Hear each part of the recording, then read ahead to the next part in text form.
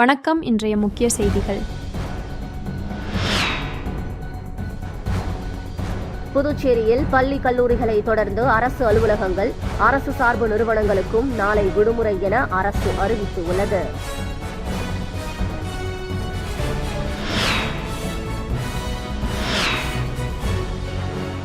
புதுச்சேரியில் பட்டப்பகலில் கத்தியை காட்டி மிரட்டி மாமூல் கேட்டு கொடுக்காததால் ஆத்திரமடைந்த ரவுடிகள் பட்டாக்கத்தியால் பேக்கரியை அடித்து நொறுக்கிய சம்பவம் புதுச்சேரியில் பரபரப்பை ஏற்படுத்தியுள்ளது. சிசிடிவி காட்சிகளும் வெளியாகியுள்ளது.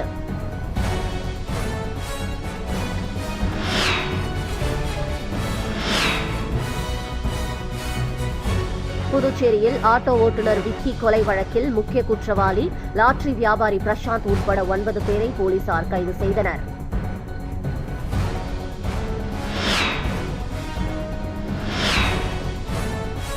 புதுச்சேரியில் முன்விரோதம் காரணமாக சித்தப்பாவை வெட்டி படுகொலை செய்த அண்ணன் மகன்கள் உள்ளிட்ட 7 பேரை போலீசார் கைது செய்து சிறையில் அடைத்தனர்.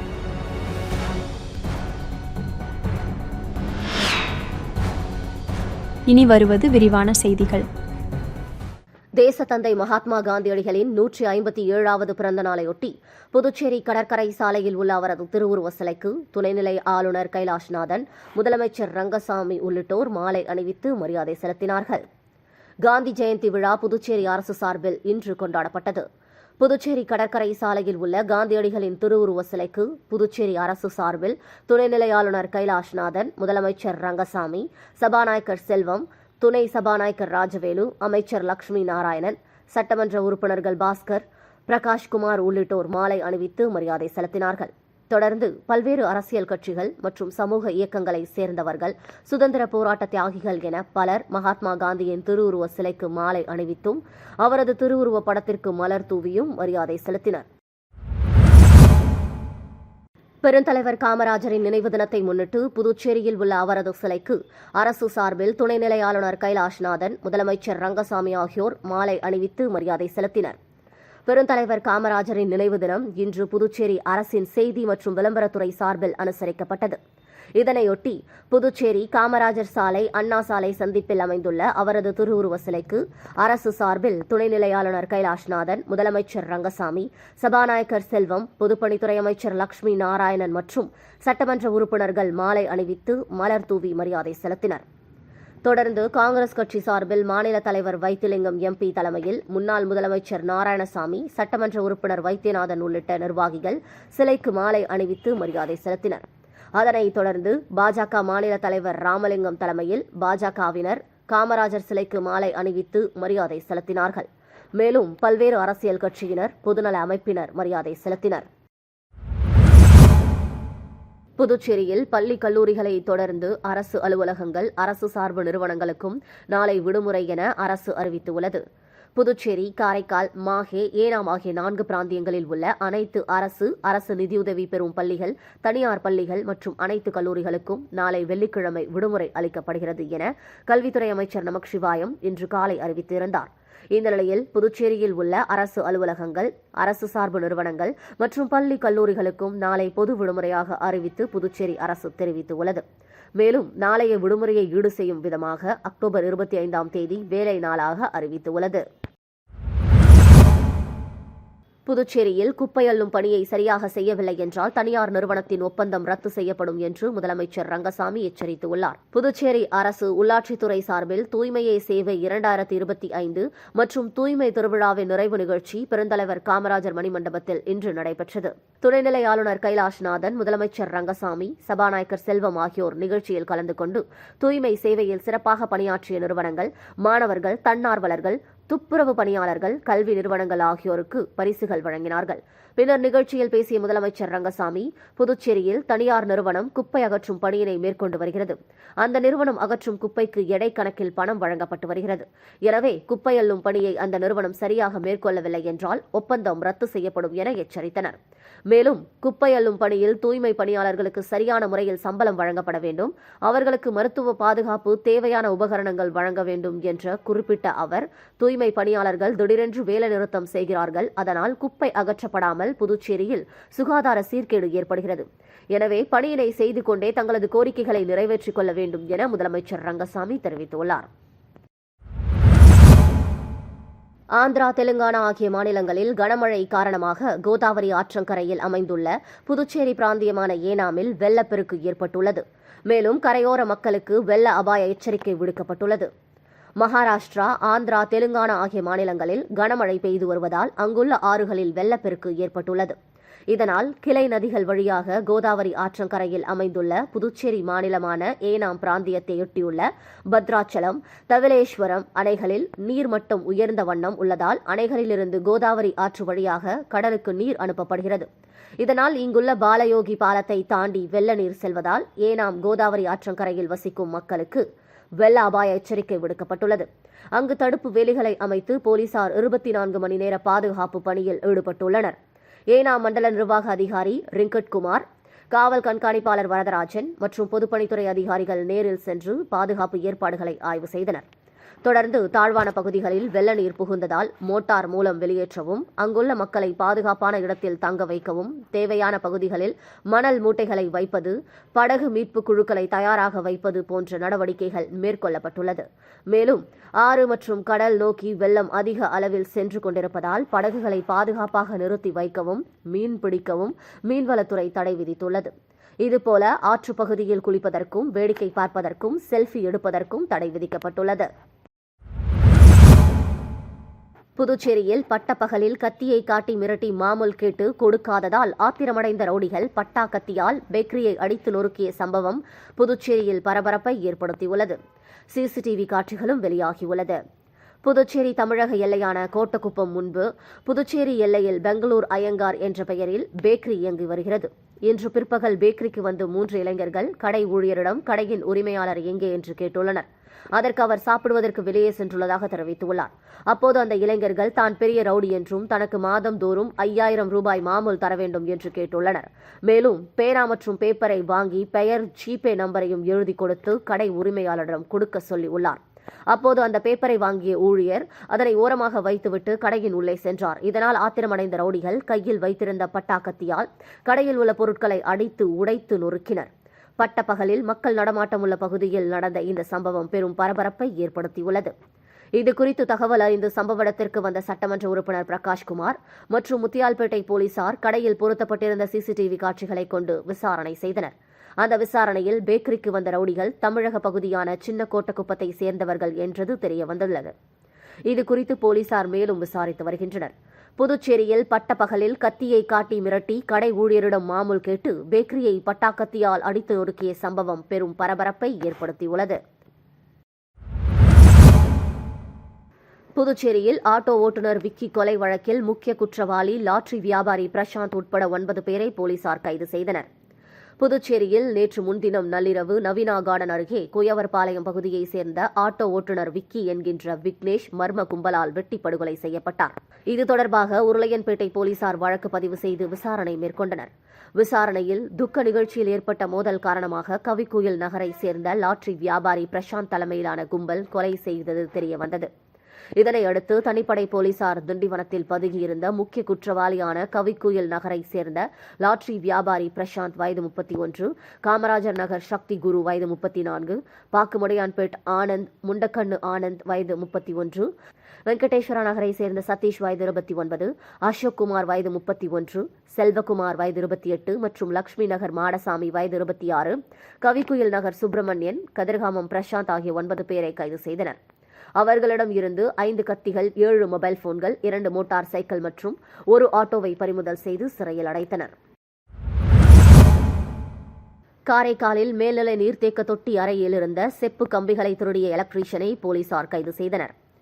புதுச்சேரி யூனியன் பிரதேசம் காரைக்கால் மாவட்டம் திருநள்ளாறு அடுத்த அம்பகரத்தூர் கல்லடி தெரு பகுதியில் உள்ள திருநள்ளாறு கொம்யூன் பஞ்சாயத்தின் கட்டுப்பாட்டில் உள்ள மேல்நீர் தேக்க தொட்டி கட்டுப்பாட்டு அறையிலிருந்து சுமார் 5 கிலோ செப்பு கம்பிகள் காணாமல் போனதாக டேங்க் ஆபரேட்டர் நாகூரான் அம்பகரத்தூர் புறக்காவல் நிலையத்தில் கடந்த 27ஆம் தேதி புகார் அளித்துள்ளார். புகாரின் பேரில் வழக்கு பதிவு செய்த திருநள்ளாறு காவல் நிலைய போலீசார் செப்பு கம்பிகளை திருடிய நபரை தேடி வந்தனர். அந்த பகுதியில் வசிக்கும் எலக்ட்ரீஷியன் பிரபாகரன் கடந்த 27ஆம் தேதி மதியம் மேல்நிலை நீர்த்தேக்க தொட்டி பகுதிக்கு வந்து சென்றதாக கிடைத்த தகவலை தொடர்ந்து இன்று காலை போலீசார் பிரபாகரன் வீட்டிற்கு சென்று விசாரணை மேற்கொண்ட போது செப்பு கம்பிகளை திருடியதை ஒப்புக்கொண்டதை அடுத்து அவர் வீட்டில் பதுக்கி வைத்திருந்த செப்பு கம்பிகளை பறிமுதல் செய்தனர். இதனை அடுத்து பிரபாகரனை கைது செய்த போலீசார் காரைக்கால் நீதிமன்றத்தில் ஆஜர்படுத்தி சிறையில் அடைத்தனர். புதுச்சேரியில் முன்விரோதம் காரணமாக சித்தப்பாவை வெட்டி படுகொலை செய்த அண்ணன் மகன்கள் உள்ளிட்ட 7 பேரை போலீசார் கைது செய்து சிறையில் அடைத்தனர். புதுச்சேரி முத்தியால்பேட்டை டிவி நகரை சேர்ந்த கிருஷ்ணமூர்த்தி மகன் அப்பு என்கிற அன்பழகன் வயது 24 தொண்டமானத்தம் பகுதியில் வாடகை வீட்டில் தங்கி கூலி வேலை செய்து வந்தார். இவர் நேற்று முன்தினம் இரவு ராமநாதபுரம் சாலையில் உள்ள பாரில் மது அருந்துவிட்டு வெளியே வந்தபோது மர்ம கும்பல் சராமாரியாக வெட்டி படுகொலை செய்தது. Villianur police inspector Kalaiyarasan, sub inspector Thirumurugan ஆகியோர் வழக்கு பதிந்து கொலையாளிகளை தேடி வந்தனர். விசாரணையில் அப்புவின் அண்ணன் மகன்களான பிரவீன் வயது 25, பிரதீஷ் வயது 24 ஆகியோர் தனது நண்பர்களுடன் சேர்ந்து பழிக்கு பழியாக அவரை கொலை செய்தது தெரியவந்தது. இந்த நிலையில் நேற்று வேல்ராம்பட்டு ஏரிக்கரை பகுதியில் பதுங்கியிருந்த பிரவீன் வயது 25, பிரதீஷ் வயது 24, அவரது நண்பர்கள் சோனம்பாளையம் மணி என்கிற மணிகண்டன் வயது 33, வாசுதேவன் வயது 35, வைஷ்யால் வீதி பழனி வயது 24, திப்ராயன்பேட் இளைய அன்பரசன் வயது 24, ரெட்டியார்பாளையம் ஜீவா வயது 84 ஆகிய 7 பேரை கைது செய்தனர். அவர்களிடம் நடத்திய விசாரணையில் சொத்து பிரச்சினையில் அப்பு தனது பெரியப்பா மகன் பிரபுவை கடந்த 2015 படுகொலை செய்தார். இந்த நிலையில் கடந்த சில நாட்களுக்கு முன்பு டிவி நகருக்கு சென்ற அப்பு சொத்து பிரச்சினை குறித்து பிரபுவின் மகன்களான பிரவீன், பிரதீஷ் ஆகியோரிடம் தகராறு செய்துள்ளார். ஏற்கனவே தந்தையை கொலை செய்த அப்பு மீது கோபத்தில் இருந்த பிரவீன், பிரதீஷ் இருவரும் அப்புவை பழிக்கு பழியாக கொலை செய்ய முடிவு செய்து நண்பர்களுடன் சேர்ந்து கொலை செய்தது தெரியவந்தது. இதையடுத்து 7 பேரையும் போலீசார் கைது செய்து நீதிமன்றத்தில் ஆஜர்படுத்தி சிறையில் அடைத்தனர். புதுச்சேரி நகரப்பகுதியில் சாலையோரத்தில் நின்றிருந்த ராயல் என்ஃபீல்டு பைக் திடீரென எரிந்ததால் பரபரப்பு ஏற்பட்டது. புதுச்சேரி நகரப்பகுதியான ராஜீவ்காந்தி சிக்னல் அருகே ஈசிஆர் செல்லும் சாலையில் பேருந்து நிறுத்தம் அருகே ராயல் என்ஃபீல்டு பைக் ஒன்று நின்று கொண்டிருந்தது. திடீரென அந்த பைக் தீப்பற்றி எரிய தொடங்கியது. அவ்வழியாக சென்றவர்கள் அதிர்ச்சி அடைந்தனர். அந்த பைக் யாருடையது என கேட்டனர். யாரும் முன்வரவில்லை. இதனால் உடனடியாக தீயணைப்பு நிலையத்திற்கு தகவல் தெரிவித்தனர். சம்பவ இடத்திற்கு விரைந்து வந்த தீயணைப்பு வீரர்கள் தண்ணீர் பீச்சி அடித்து தீயை அணைத்தனர். இருந்தாலும் பைக்கின் பெரும்பாலான பகுதி தீயில் கருகியது. இதுகுறித்து தன்வந்திரி நகர் போலீசார் யாருடைய பைக் திடீரென எப்படி தீப்பிடித்தது எரிந்தது என விசாரணை நடத்தி வருகின்றனர். பட்டப்பகலில் மக்கள் நடமாட்டமுள்ள சாலையில் நிறுத்தியிருந்த ராயல் என்ஃபீல்டு பைக் திடீரென தீப்பிடித்து எரிந்தது பரபரப்பை ஏற்படுத்தியுள்ளது.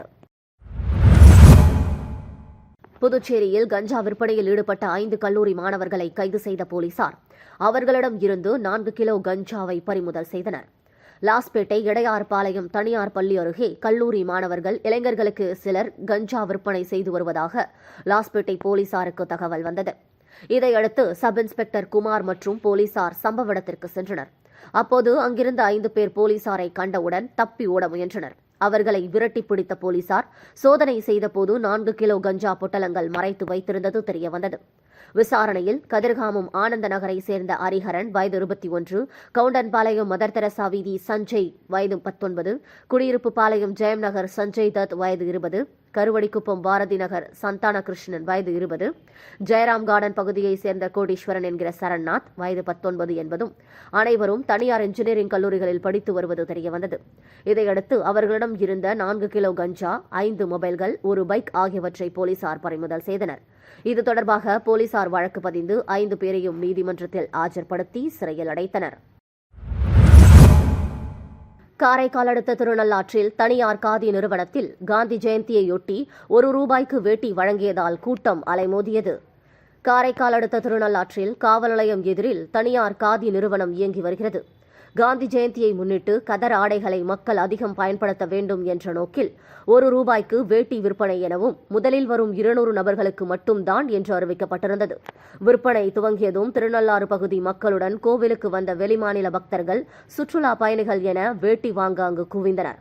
இதனால் அக்கடையில் கூட்டம் அலைமோதியது. 30 நிமிடத்திலேயே 200 வேட்டிகள் விற்று தீர்ந்தது. முன்னதாக மகாத்மா காந்தியின் திருவுருவ படத்திற்கு மலர் தூவி மரியாதை செலுத்தினர்.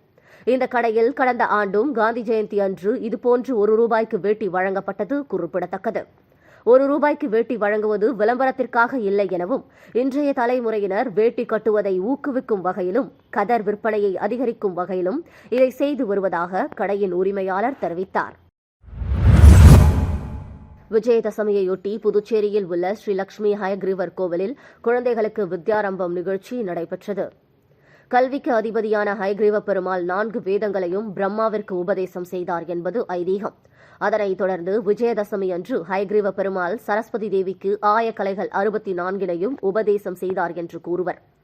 இதனையடுத்து ஹயக்ரீவ பெருமாள் சரஸ்வதிக்கு உபதேசம் செய்த இந்த நாளில் கல்வி கற்க உள்ள குழந்தைகள் நெல்மணியில் ஹரி நமோஸ்துதே சித்தம் என்னும் நெல்மணிகளில் எழுதி கல்வியை தொடங்கினால் சரஸ்வதி தேவியின் பூரண அருளும் குழந்தைகளுக்கு ஞானமும் பெறுவர் என்பது ஐதீகம். இதனையொட்டி புதுச்சேரி முத்தியால்பேட்டையில் உள்ள ஸ்ரீ லட்சுமி ஹயக்ரீவர் கோவிலில் குழந்தைகளுக்கு வித்யாரம்பம் நிகழ்ச்சி நடைபெற்றது. அலங்கரிக்கப்பட்ட ஹயக்ரீவ பெருமாள் முன்னிலையில் பெற்றோர் தங்களது குழந்தைகளை நெல்மணியில் ஹரி, ஓம் மற்றும் ஆ எழுதி கற்றலை தொடங்கி வைத்து பெருமாளை வழிபட்டு சென்றனர். Inner Wheel Club of Pondicherry Gold சார்பில் மகாத்மா காந்தி முதியோர் இல்லத்தில் உலக முதியோர் நாள் கொண்டாடப்பட்டது. Inner Wheel Club of Pondicherry Gold சார்பில் சின்ன கோட்டக்குப்பத்தில் உள்ள மகாத்மா காந்தி முதியோர் இல்லத்தில் உலக முதியோர் தினம் கொண்டாடப்பட்டது. நிகழ்ச்சியில் முருங்கப்பாக்கம் நலவாழ்வு மையத்தின் முதன்மை மருத்துவர் மேனகா சிறப்பு விருந்தினராக கலந்து கொண்டு சிறப்பு யோகா பயிற்சியை நடத்தி முதியோர்கள் அனைவரையும் மகிழ்வுறச் செய்தார். கிளப்பின் நிறுவனர் புளோரன்ஸ் நைட்டிங்கல் தேசிய விருதாளர் பங்காரம்மாள் நிகழ்ச்சிக்கு முன்னிலை வகித்தார். கிளப்பின் பொருளாளர் கோகிலா, மேனாள் தலைவர் மேரி சாந்தி, இதர உறுப்பினர்கள் மற்றும் மகாத்மா காந்தி இல்லத்தின் நிறுவனர் ராயல் ராமலிங்கம் ஆகியோர் கலந்து கொண்டு நிகழ்வை சிறப்பித்தனர். நிகழ்வின் நிறைவில் கிளப்பின் தலைவர் உமா மகேஸ்வரி நன்றி கூறினார். சொக்கம்பட்டு கரியமாணிக்கத்தில் அமைந்துள்ள அருள்மிகு ஸ்ரீ ஜெயமங்கல துர்காம்பிகை அம்மன் ஆலயத்தில் துர்காஷ்டமி விழாவில் முன்னாள் MP தன்ராஜ் உட்பட திரளான பக்தர்கள் சுவாமி தரிசனம் செய்தனர். புதுவை மாநிலம் கரியமாணிக்கம் கிராமத்தில் எழுந்தருளியுள்ள அருள்மிகு ஸ்ரீ ஜெயமங்கல துர்காம்பிகை அம்மன் ஆலயத்தில் துர்காஷ்டமி திருவிழா சிறப்பான முறையில் நடைபெற்றது. முன்னதாக அம்மனுக்கு பால், சந்தனம், தயிர், தேன், இளநீர் உள்ளிட்ட பல்வேறு வாசனை பொருட்களால் அபிஷேகம் செய்யப்பட்டது. இவ்விழாவிற்கு புதுவை மாநில முன்னாள் MP தன்ராஜ் குடும்பத்தினர் மற்றும் பொதுமக்கள் கலந்து கொண்டு சுவாமி தரிசனம் செய்தனர். அம்மன் சிறப்பு அலங்காரத்தில் அலங்காரம் செய்யப்பட்டு இரவு வீதி உலா நடைபெற்றது. துர்காம்பிகை அம்மன் ஆலய வரலாற்று புத்தகத்தை முன்னாள் MP தன்ராஜ் பொதுமக்களுக்கு வழங்கினார். விழாவில் கலந்து கொண்ட அனைவருக்கும் சீர்வரிசை பொருட்கள் மற்றும் அன்னதானம் வழங்கப்பட்டது. விழாவிற்கான ஏற்பாடுகளை அறங்காவலர் குழுவினர் மற்றும் பொதுமக்கள் செய்திருந்தனர். மீண்டும் இன்றைய முக்கிய செய்திகள். புதுச்சேரியில் பள்ளி கல்லூரிகளை தொடர்ந்து அரசு அலுவலகங்கள், அரசு சார்பு நிறுவனங்களுக்கும் நாளை விடுமுறை என அரசு அறிவித்துள்ளது.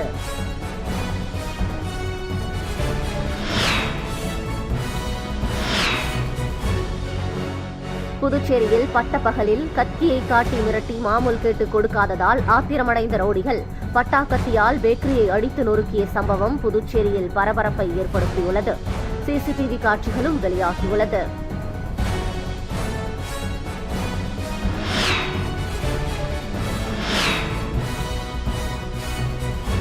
புதுச்சேரியில் ஆட்டோ ஓட்டுநர் விக்கி கொலை வழக்கில் முக்கிய குற்றவாளி லாட்டரி வியாபாரி பிரசாந்த் உட்பட 9 பேரை போலீசார் கைது செய்தனர்.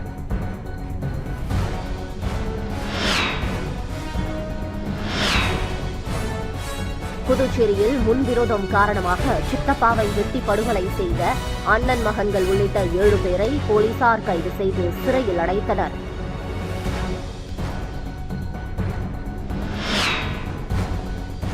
செய்திகளை துல்லியமாகவும் தெளிவாகவும் தெரிந்து கொள்ள கிரியேட்டிவ் மீடியா யூடியூப் சேனலை சப்ஸ்கிரைப் செய்து கொள்ளவும். நன்றி, வணக்கம்.